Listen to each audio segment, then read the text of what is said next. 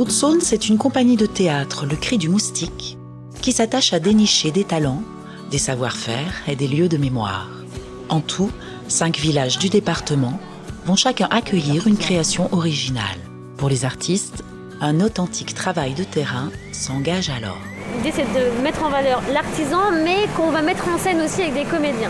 Donc pour cela, il nous faut le plus de matière possible. Nous, c'est quelque chose qu'on ne connaît pas du tout. Donc il faut vraiment qu'on comprenne comment ça fonctionne. Voilà, votre métier en gros. D'accord.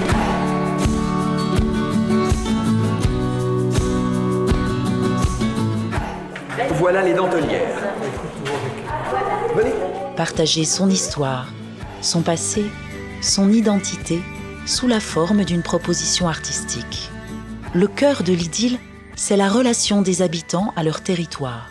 Les réunions se multiplient et les habitants s'associent au projet. Nous avons déterminé 4 savoir-faire importants sur le territoire qui sont les dentelières, les souffleurs de verre de Passavant-la-Rochère, les distillateurs et les artisans du meuble. L'idée, c'est de mélanger les artisans, vous, les gens qui ont les savoir-faire, avec des comédiens.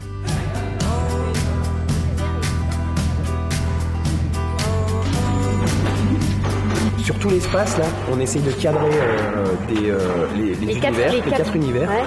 Et en fait, le final, on le fait sur le fond.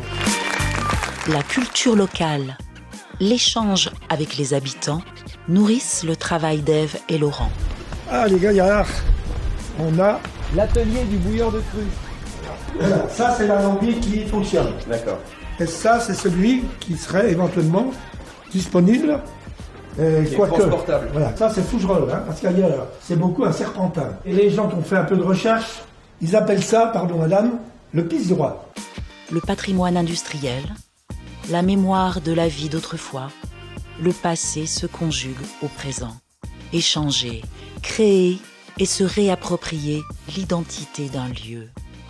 Dans chaque projet, on va voir ce qu'on appelle les érudits du coin, c'est-à-dire des personnes, souvent des anciens, pas que, mais qui ont, on va dire, les mémoires du village, quoi. Des gens qui nous racontent vraiment des anecdotes, des choses qui se sont passées, et puis l'histoire. On ne trouve pas forcément dans les livres aussi, quoi.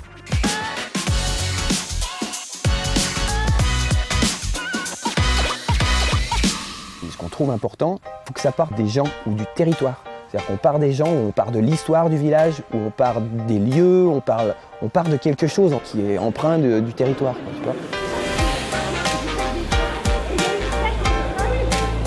On a fait jouer des habitants.